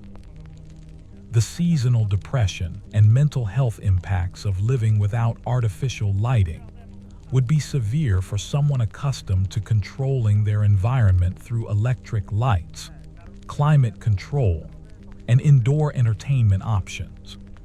The long, dark winter months would create psychological challenges that feudal Japanese people managed through community activities, religious practices, and cultural traditions that would be inaccessible to someone without proper cultural background and social integration. The noise pollution and sensory overload of modern life would be replaced by different but equally challenging sensory experiences that would require significant adjustment and adaptation. The sounds of animals, weather, human activity, and natural processes would create an acoustic environment that would interfere with sleep patterns and concentration in ways that would be difficult to adapt to without years of gradual conditioning. The social pressure and community expectations that governed behavior in feudal Japanese society would be oppressive and anxiety-provoking for someone accustomed to modern privacy and individual autonomy. Every action would be observed, evaluated, and discussed by community members who had legitimate interests in maintaining social order and protecting collective security, leaving no opportunity for personal privacy or individual experimentation with different behaviors or lifestyle choices. The economic insecurity and resource scarcity that characterized feudal Japanese life would create constant anxiety about survival that modern people are completely unprepared to handle psychologically. The uncertainty about food availability, shelter adequacy, and protection from threats would require mental resilience and coping strategies that are completely different from modern approaches to financial security and risk management. The physical pain and discomfort that would be constant companions in feudal Japanese life would gradually wear down mental resilience and emotional stability in ways that modern pain management and medical intervention usually prevent. Chronic aches from manual labor, inadequate nutrition, poor sleeping conditions, and untreated injuries would create a baseline level of physical suffering that would affect mood, energy, and cognitive function in ways that would compound other adaptation challenges. The lack of intellectual stimulation and mental challenges that match modern educational backgrounds would create boredom and frustration that could lead to depression and anxiety about wasted potential and meaningless existence.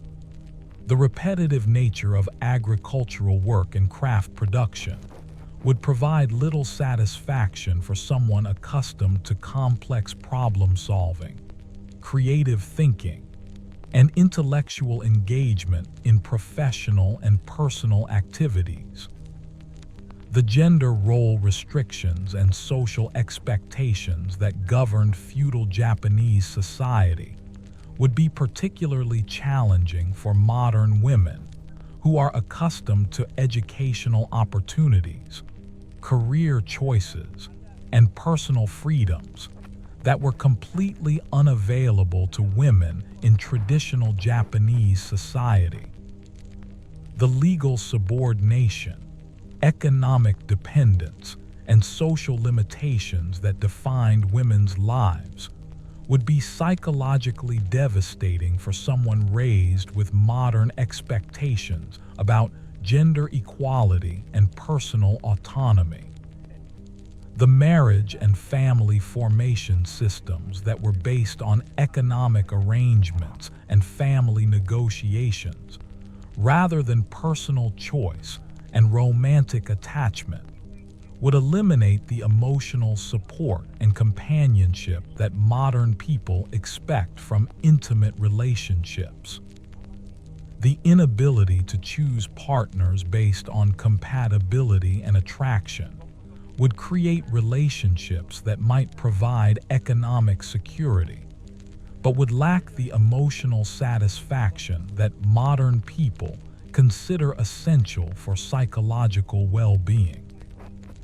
The child-rearing responsibilities and family obligations that were central to feudal Japanese life would require sacrificing personal interests and individual development for collective family welfare in ways that modern parents are not prepared to accept. The expectation that individual desires and ambitions should be subordinated to family needs and community obligations would conflict with modern approaches to parenting and personal development that emphasize individual potential and self-actualization. The religious and spiritual requirements that were integrated into daily life would demand sincere belief and genuine participation that couldn't be approximated or faked without creating internal conflicts and psychological stress. The Buddhist concepts of suffering, impermanence, and detachment from worldly desires would challenge modern materialistic values and achievement-oriented thinking in ways that could create existential crisis and spiritual confusion. The military conflicts and political instability that characterized much of feudal Japanese history would create ongoing trauma and anxiety about personal safety that modern people living in peaceful societies are completely unprepared to handle. The constant awareness of potential violence and the need for defensive vigilance would create psychological stress that would affect sleep, concentration, and general mental health in ways that would compound other adaptation challenges. The seasonal rhythms and natural cycles that governed feudal Japanese life would conflict with modern circadian patterns and energy levels that have been shaped by artificial lighting and climate control systems. The requirement to adjust sleep schedules, work patterns, and activity levels according to natural daylight and weather conditions would create ongoing fatigue and disorientation that would affect physical health and mental performance. The social isolation and cultural alienation that would result from being unable to participate meaningfully in community activities, religious observances, and cultural traditions would create loneliness and depression that would worsen over time without improvement in language skills and cultural understanding. The human need for social connection and cultural belonging would be frustrated by barriers that might take years to overcome even with dedicated effort and favorable circumstances. The cognitive dissonance between modern knowledge and feudal Japanese worldviews would create internal conflicts that would be difficult to resolve without abandoning either scientific understanding or cultural integration. The tension between rational, evidence-based thinking and traditional beliefs about supernatural influences, spiritual causation, and magical thinking would create psychological stress that would affect decision-making and social interactions.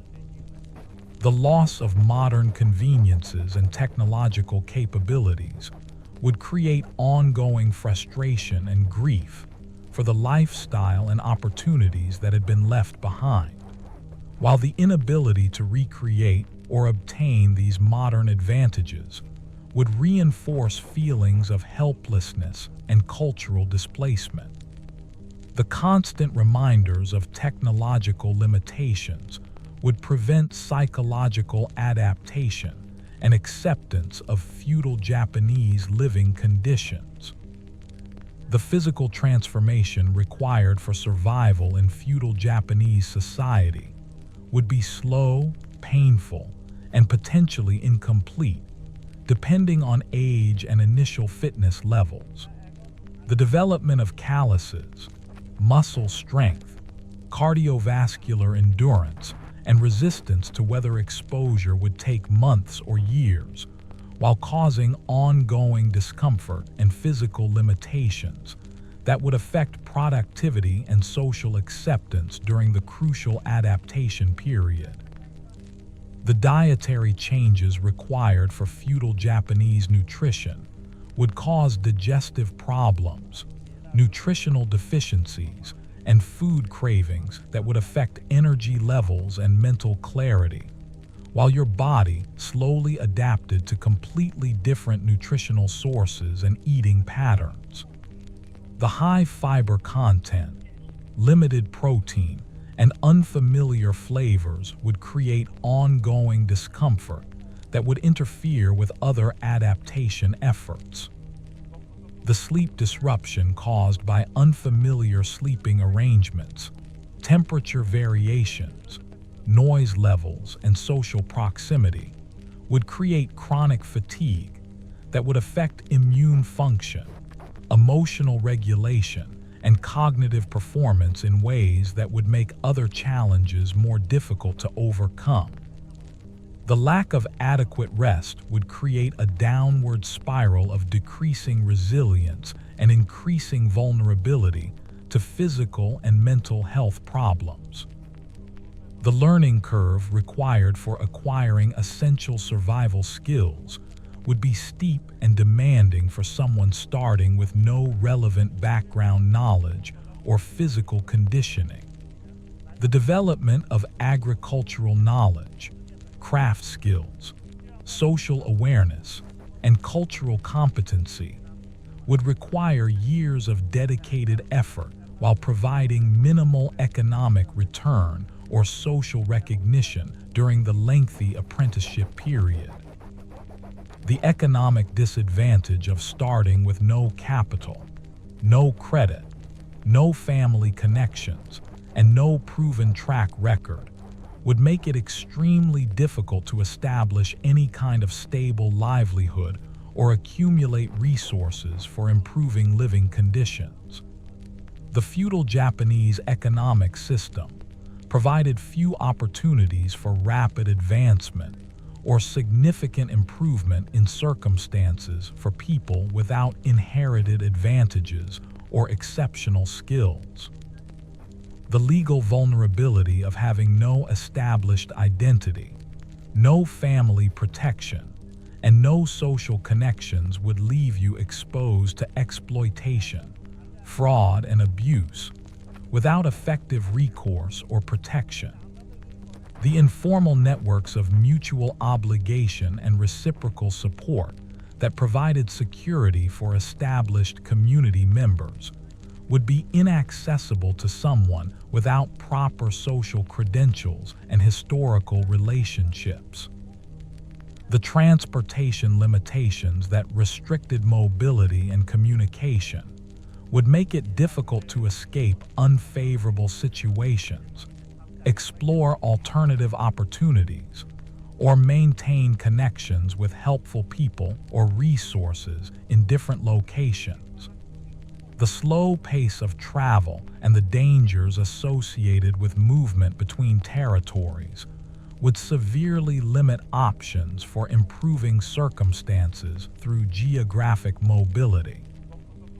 The information scarcity that characterized feudal Japanese society would make it difficult to make informed decisions about opportunities, threats, or changing conditions that might affect survival strategies or life choices.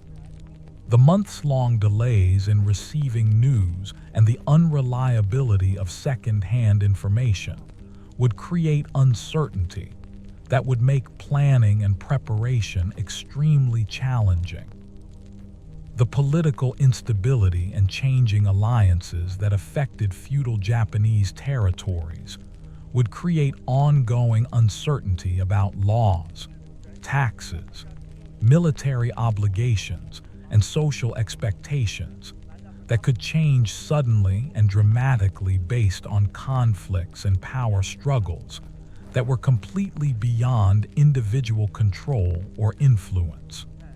The inability to predict or influence political changes would make long-term planning nearly impossible. The natural disasters and environmental challenges that regularly affected feudal Japanese communities would create ongoing anxiety about threats that could destroy months or years of accumulated resources and progress without warning or possibility of prevention. Earthquakes, typhoons, floods, droughts, and other natural phenomena would require constant preparation and recovery efforts that would consume time and energy needed for other survival activities. The pest problems and disease challenges that affected crops, livestock, and human health would create ongoing losses and setbacks that would prevent accumulation of surplus resources needed for improving living conditions or providing security against future difficulties. The inability to control or predict these biological challenges would create uncertainty that would affect all planning and preparation efforts. The seasonal resource limitations that created cycles of abundance and scarcity would require careful planning and resource management skills that modern people have never needed to develop due to year-round food availability and global supply chains. The failure to prepare adequately for winter months or seasonal shortages could result in serious hardship or death from hunger, cold, or exposure. The community obligations and social expectations that required participation in collective work projects, religious observances, and mutual aid activities would consume time and energy that might be needed for personal survival activities, creating conflicts between individual needs and social requirements that could be difficult to resolve without causing offense or social isolation. The cultural learning requirements for understanding art, literature, music, and other refined pursuits that were valued in feudal Japanese society would compete with time needed for practical skill development, while providing little direct survival value during the critical adaptation period when basic needs and immediate security would be the primary concerns. The physical conditioning requirements for performing manual labor, walking long distances, and enduring weather exposure without modern protective equipment would take months or years to develop, while limiting productivity and social acceptance during the conditioning period, when physical weakness would be most apparent and problematic. The language acquisition challenges would extend far beyond basic vocabulary and grammar to include regional dialects, social register variations, cultural references, and nonverbal communication patterns that would take years to master sufficiently for full social integration and effective participation in complex community activities and decision-making processes. The technological skill development required for using traditional tools, equipment, and manufacturing processes would demand years of practice and apprenticeship training, while providing minimal economic return during the learning period, when mistakes and inefficiency would limit productivity and value to potential employers or business partners. The social network development needed for establishing trust, reciprocal relationships, and mutual support systems would require years of consistent, reliable participation in community activities, while demonstrating character traits and cultural values that would be difficult to maintain consistently without deep understanding of local expectations and social dynamics. The psychological resilience required for coping with ongoing hardship, uncertainty, and cultural displacement without modern support systems or therapeutic interventions would need to be developed through experience and cultural learning that might take years to acquire while dealing with immediate survival challenges that would test mental health and emotional stability on a daily basis.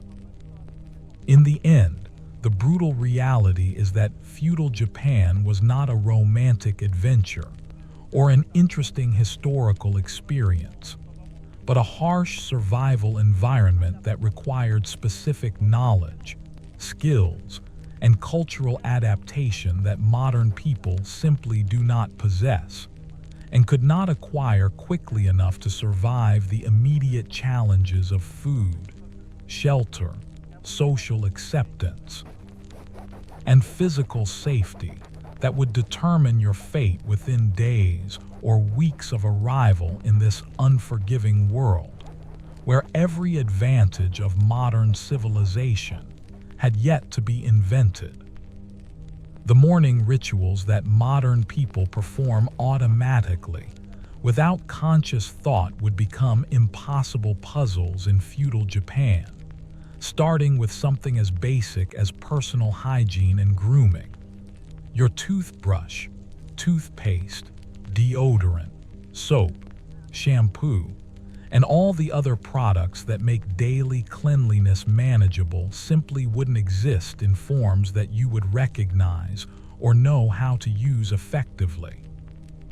The morning shower that wakes you up and prepares you for the day would be replaced by cold water from a well or stream, assuming you could find a clean source and had containers for carrying and storing water for personal use. The bathroom facilities that modern people take completely for granted would be replaced by outdoor latrines, chamber pots, or designated areas that would provide no privacy, no comfort, and no sanitary protection against weather, insects, or social embarrassment. The toilet paper that seems like such a basic necessity would be replaced by leaves, cloth scraps, or other natural materials that would be rough, ineffective, and potentially irritating to skin that had never been exposed to such primitive alternatives. Your morning coffee or tea ritual would be impossible to replicate even if you could somehow obtain these beverages, because the brewing methods, serving containers, and consumption customs would all follow patterns that were completely foreign to contemporary habits and expectations. The precise temperature control, consistent quality, and convenient preparation methods that modern people expect would be replaced by unpredictable results using unfamiliar equipment and techniques that would require practice and cultural knowledge to master properly. The breakfast foods that provide energy and nutrition for modern daily activities would be completely unavailable in forms that you would recognize or find appealing. Cereal, bread, dairy products, fresh fruits, processed foods, and all the convenient breakfast options that require minimal preparation time would be replaced by rice, pickled vegetables, and other traditional foods that would require advanced planning, lengthy preparation, and acquired taste appreciation that could take months or years to develop fully. Your morning routine of checking news, weather, messages, and scheduling information would be replaced by complete uncertainty about current events, environmental conditions, and social expectations that would leave you unprepared for daily challenges and unable to make informed decisions about activities and priorities. The information availability that modern people rely on for planning and preparation would be replaced by rumor, speculation, and delayed reports that might be days or weeks old by the time they reach your location.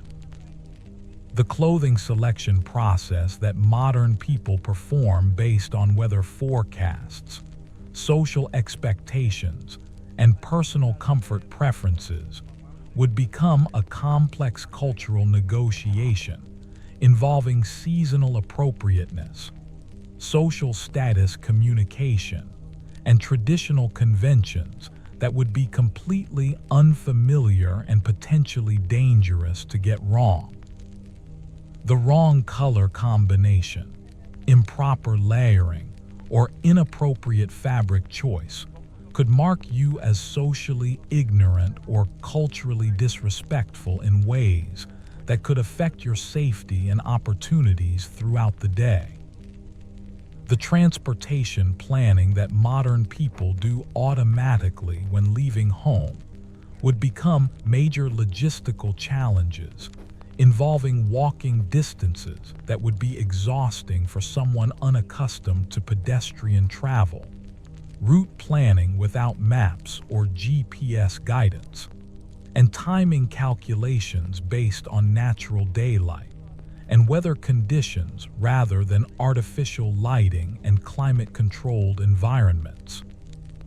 The work expectations and professional responsibilities that structure modern daily routines would be replaced by manual labor requirements, seasonal obligations, and community service demands that would be physically demanding and culturally unfamiliar in ways that would make productivity and social acceptance extremely difficult to achieve without years of conditioning and cultural learning. The social interactions and relationship management that modern people navigate using familiar cultural cues and communication patterns would become minefields of potential misunderstanding and offense that could damage your reputation and social standing in ways that would be difficult or impossible to repair without proper cultural knowledge and established community relationships. The problem-solving approaches and decision-making processes that modern people use based on scientific thinking, rational analysis, and evidence-based reasoning would be ineffective or counterproductive in cultural contexts that prioritize tradition, consensus, spiritual considerations, and social harmony over logical analysis and individual judgment.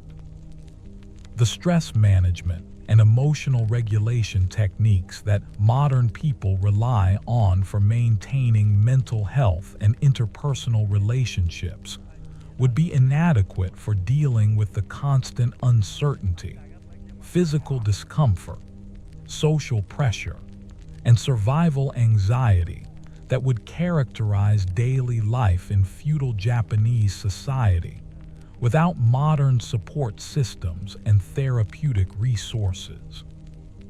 The learning methods and skill acquisition approaches that modern educational systems have trained people to use would be poorly suited for traditional apprenticeship systems that emphasized imitation, repetition, and gradual absorption of cultural knowledge, rather than analytical thinking, creative problem-solving, and individual exploration of alternative approaches and innovative solutions. The entertainment and leisure activities that modern people use for relaxation, social bonding, and personal fulfillment would be replaced by community obligations, religious observances, and cultural activities that would require specific knowledge, social connections, and cultural competency to participate in meaningfully, rather than simply attending as passive observers or reluctant participants. The financial management and economic planning skills that modern people develop for navigating monetary systems, market economies, and consumer choices would be irrelevant for subsistence economies based on agricultural production, barter systems, and traditional relationships that operated according to seasonal patterns and social obligations rather than market forces and individual preferences. The health maintenance and medical care expectations that modern people have developed based on scientific medicine, preventive care, and readily available treatments would be frustrated by traditional healing approaches that combine spiritual practices, herbal remedies, and limited surgical techniques that might be ineffective or potentially harmful for conditions that contemporary medicine treats routinely and successfully. The privacy expectations and personal boundaries that modern people maintain through legal protections, physical barriers, and social conventions would be impossible to enforce in communal living situations that provided minimal personal space and subjected individual behavior to constant community observation and social pressure that could feel oppressive and intrusive to contemporary sensibilities. The consumer choices and lifestyle options that modern people exercise through market participation and personal preferences would be replaced by traditional patterns, seasonal limitations, and social restrictions that would eliminate most opportunities for individual expression and personal customization of living conditions, appearance, and daily activities. The technological dependencies that modern people have developed for communication, entertainment, information access, and problem solving would be completely unavailable, forcing reliance on human relationships, traditional knowledge, and physical capabilities that would need to be developed from scratch while dealing with immediate survival challenges and cultural adaptation requirements. The legal protections and institutional support systems that modern people rely on for personal security, property protection, and dispute resolution would be replaced by informal networks, traditional authorities, and community-based justice systems that would be inaccessible to someone without proper social connections and cultural understanding of local customs and expectations. The educational opportunities and intellectual stimulation that modern people expect for personal development and professional advancement would be limited to traditional subjects and teaching methods that would provide little preparation for practical survival skills, while requiring years of study and cultural immersion to master sufficiently for social recognition and economic value. The artistic expression and creative outlets that modern people use for personal satisfaction and cultural participation would require mastery of traditional forms, aesthetic principles, and cultural references that would take years to develop while providing little immediate practical value for survival and economic security during the critical adaptation period. The physical fitness and health maintenance approaches that modern people follow based on scientific understanding of nutrition, exercise, and medical care would be inadequate preparation for the manual labor requirements, dietary limitations, and environmental challenges that would affect physical condition and health outcomes in feudal Japanese society. The communication skills and social competencies that modern people develop for contemporary relationships and professional interactions would be poorly suited for hierarchical societies that require different approaches to authority figures, social superiors, and community members based on complex protocols and traditional expectations that would be difficult to learn quickly enough to avoid serious social mistakes. The time management and scheduling habits that modern people use for organizing activities and meeting obligations would be ineffective for agricultural societies that operated according to natural cycles, seasonal requirements, and community priorities, rather than individual preferences and mechanical time measurement that allowed for precise planning and predictable scheduling. The conflict resolution and negotiation skills that modern people learn from managing disagreements and competing interests would be inadequate for traditional societies that used different approaches to social harmony, authority relationships, and community consensus that would require cultural knowledge and social connections to navigate successfully without creating lasting problems or social isolation. The resource management and conservation practices that modern people follow based on environmental awareness and economic efficiency would be insufficient for subsistence economies, where waste could mean starvation and resource scarcity, required careful planning and community cooperation to survive seasonal variations and periodic shortages that could affect entire communities for months at a time.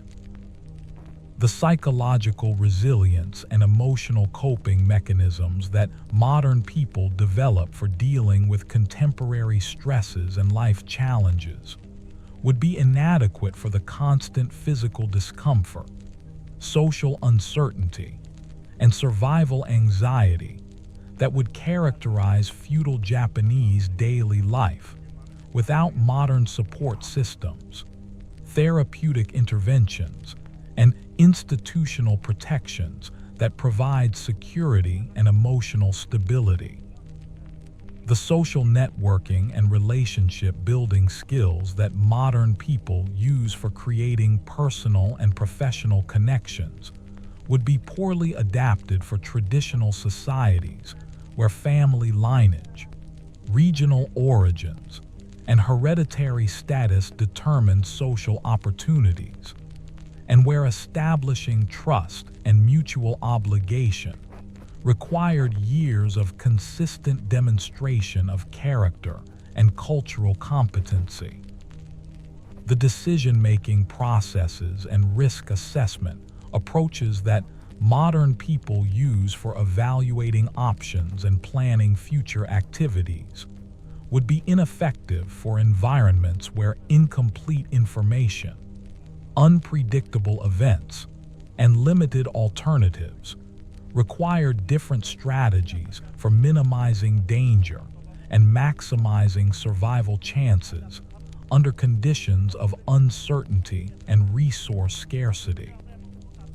The innovation and adaptation capabilities that modern people develop through exposure to rapid technological change and diverse cultural experiences would be counterproductive in traditional societies that valued conformity, stability, and preservation of established methods over experimentation and change that could disrupt social harmony and threaten community survival through unproven approaches and risky innovations.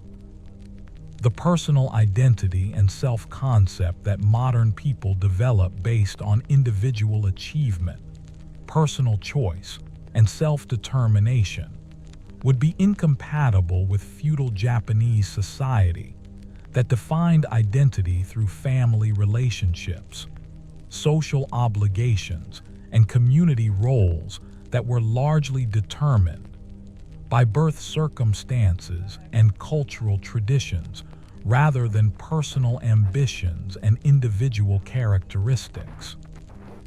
Even something as fundamental as your sense of time and temporal orientation would be completely disrupted in feudal Japan, where the natural rhythms of day and night, seasonal changes, and agricultural cycles determine the pace and structure of daily life, rather than mechanical clocks and artificial schedules that allow modern people to maintain consistent routines regardless of environmental conditions and natural patterns that governed all human activity for thousands of years before industrial civilization created alternatives to biological and astronomical timekeeping.